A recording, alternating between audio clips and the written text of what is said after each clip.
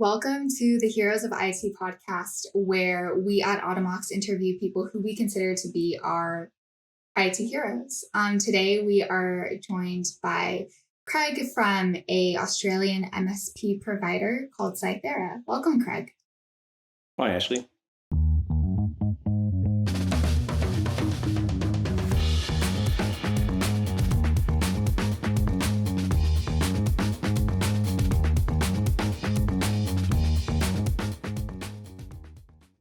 Awesome to have you here today. Before we dive into all of our chatting points, why don't you give us a little bit of background on what CYTHERA does and what you do at CYTHERA? Sure. So I'm one of the founders and also directors at CYTHERA. We're a managed security services provider with office locations in Melbourne, Sydney, Brisbane, and Perth in Australia. And we service about 250 customers across Australia, New Zealand, and into Singapore and Hong Kong as well. As a business, our focus is around delivering turnkey solutions to customers in that small to medium enterprise space, so typically the 200 to 2,000 seat range. And we cover everything from maturity-based assessments through to helping customers on things like ISO journeys, as well as also rolling out a range of protection and also detection capabilities through our SOC. And outside of that, we also provide a range of assurance-based services to our customers. And everything we deliver is based on shore with Australian resources, and we have a complete 24/7 operation located in this country. Awesome. Well, let's jump into it. Today, we are going to start off talking about the Australian Essential 8. And for those of us who, aren't familiar with Australia, Craig, why don't you explain to us what the Essential 8 are? Yeah, sure. So sometime back, the Australian government, through the Australian Cybersecurity Centre, worked with an internal Australian government entity known as the Australian Signals Directorate. So think of that as like your NSA over in the US. And they came up with a series of strategies that they thought were good for businesses to adopt to protect themselves from cyber incidents. They came up with a list of 37 strategies back then, and they then went through and they actually took out the top 8 of those strategies, and they created what's called the Essential 8. The belief is from the government that if you deploy those 8 strategies effectively, you remove a better part of 95% of your sort of risk profile from cyber incidents and threats in a traditional sort of enterprise environment. That's been in place for some time. There's been a number of iterations over it. I think the latest one was just in October or November of last year.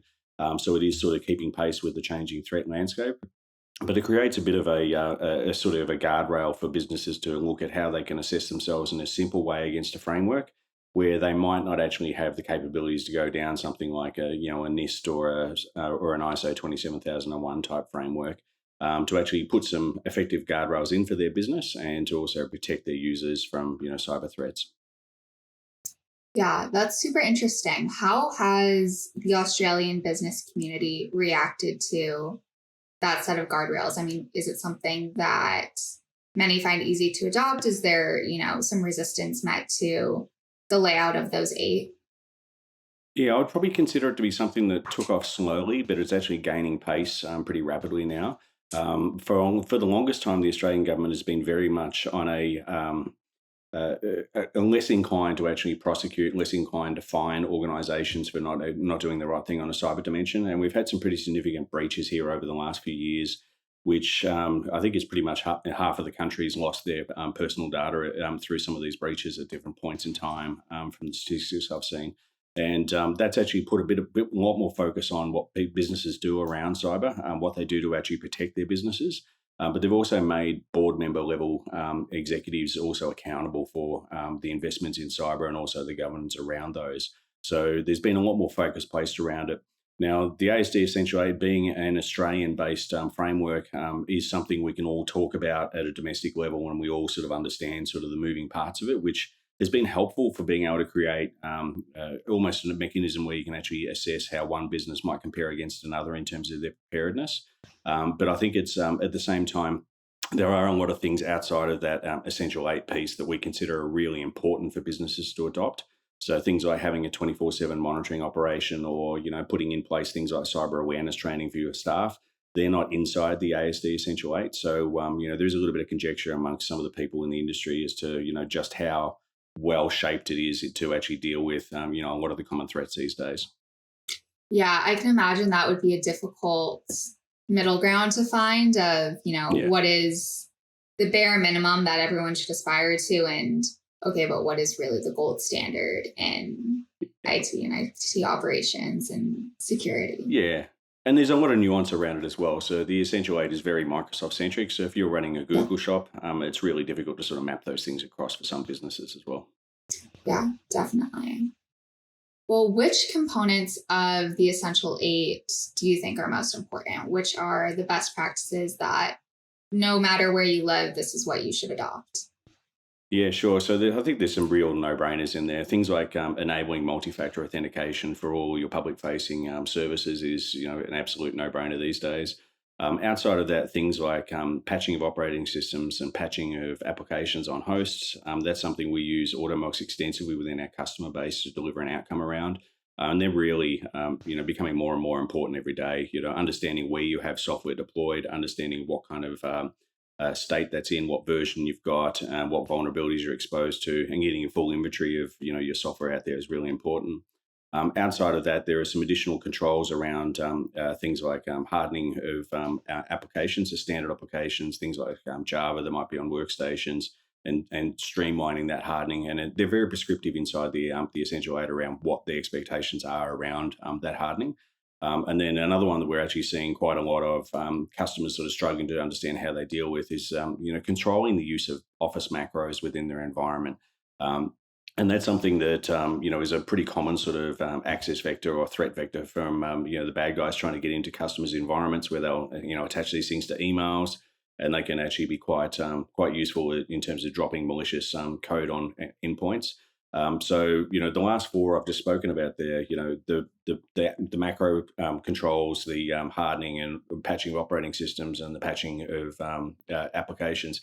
They're just no-brainers for us to actually deploy very quickly with Automox, and we use a fairly extensive suite of worklets to actually make sure that we're actually aligned with the various maturity levels of the ASD Essential 8 to actually make sure that we're ticking off the compliance requirements there for our customers.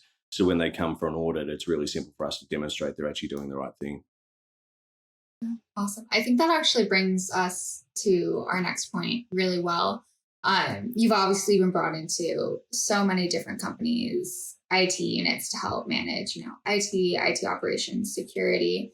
Um, is there a piece of the Essential Eight or IT operations in general that you find that people really struggle with? In the Essential 8, one of the controls is around what used to be called application whitelisting, but these days is called application control. And that's probably the most problematic one in the sense that a lot of customers don't really have a great level of control over the kinds of software they have out there, and a lot of control around what applications they want to run. As well as that, there is also the potential for applications to run without actually being installed. So that could also create a threat inside their environment. These customers are all looking at what the best tool is available to actually perform that function, whether you're using something like Windows Defender Application Control. But then once you actually start getting outside of the Microsoft ecosystem, expecting to have the same control on a Mac or a Linux device becomes more challenging as well. So that's really probably, I think, out of those 8 controls, the one that we get the biggest sort of pushback and the most sticking points on. If I was a cyber insurer, I'd imagine if I looked at the ASD Essential 8 surveys that I send out prior to actually giving someone insurance, that'd be the one with the biggest gaps. Interesting. So, would you say that that's a visibility and reporting issue? I think it's a complex solution that it hasn't been elegantly delivered by anyone in terms of a software manufacturer. And we see a lot of our customers going towards more powerful EDR, next gen AV with identity integrated solutions as opposed to down the application control path, just because Mhm. they head off most of those kinds of concerns, but it does so in a way that's less invasive to the end user experience. Yeah, that makes sense. So we'll talk to our guys and see what they can whip up on them. Okay, awesome. Well, this month at Automox, we've been talking a lot about safe and accessible automation. It's kind of our theme of the month around here. I'd like to get your take on that. In your opinion, can automation be safe? Absolutely, and it has to be safe. But automation is, in a lot of ways, actually a way of actually making things safer. In the sense that if you actually take a capability, you build a playbook or build some sort of workflow, and you've actually tested that, being able to deliver that each time with surety really actually drives down the risk of someone fat fingering something or miskeying something or doing something wrong when they're actually trying to perform operational works. As an MSSP, we rely on automation very, very extensively, not just for the purposes of actually making things happen, but also for the purposes of actually helping us build triage benches for incidents, being able to actually take lots of telemetry out of different platforms all at the same time to get a single source of truth.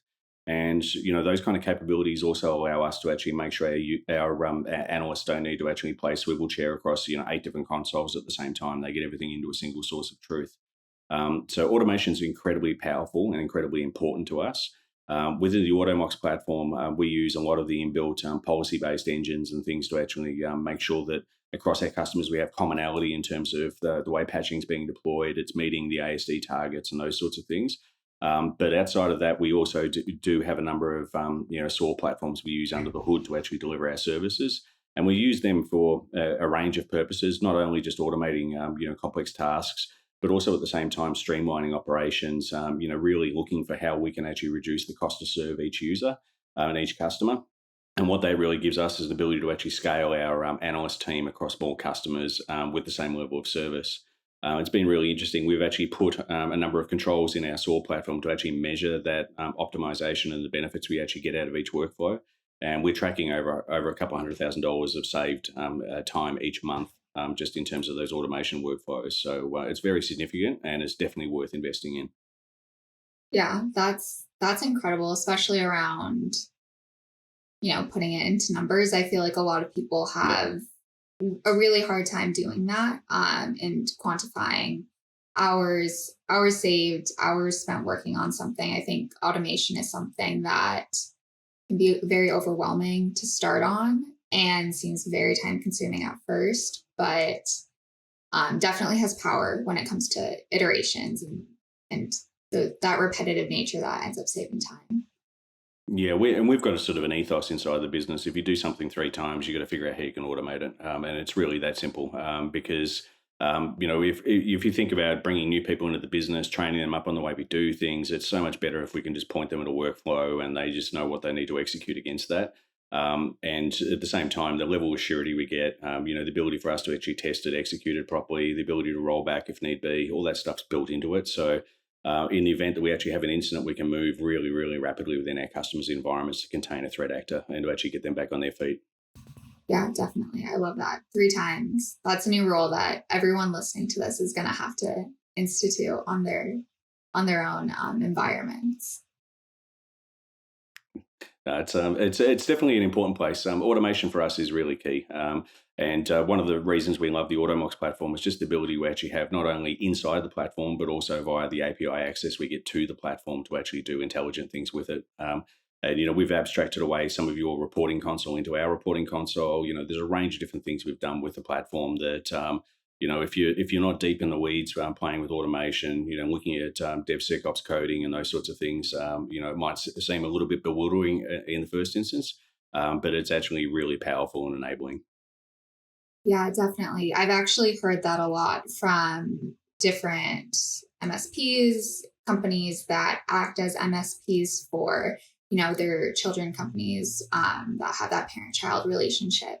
And I think that's so interesting, the amount of creativity that goes into taking a piece of the reporting dashboard and making it work for your own environment and pulling out Yeah. like those salient pieces that you need to know at all times across different parts of the business. I think that's really interesting. Yeah, it's quite important for us. Some of the consoles we deal with might have 300 windows that you can actually pull useful information from, but it's not all consolidated in one place. The other thing is customers have their own important views, what matters to them. So we create those dashboards to actually replicate, what their exec expect to be able to report upon. Yeah, that's awesome. Anything to reduce the amount of clicks. Yeah, absolutely. Okay, awesome. Well, for those of you who have been listening along, we are going to have our community manager, Sophia, post a discussion question in our Automox community.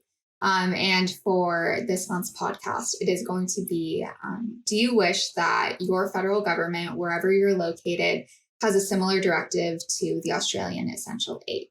Why or why not? I know we have customers all over the world, so super interesting to hear everyone chime in on that. If your country does have something similar, we'd love to hear about that. Sharing the wealth of knowledge there. And if you aren't a member of the Automox community, you can go ahead and join. It is open to all. You do not have to be an Automox customer, and you can find that at community.automox.com. I think that brings us to the end of our time together, Craig. This has been a really great conversation. I've loved hearing about Cythera, about automation, about the Essential 8. This has been awesome, and I think a lot of listeners are going to get a lot of value from it. Great. Thanks, Ashley. I really appreciate being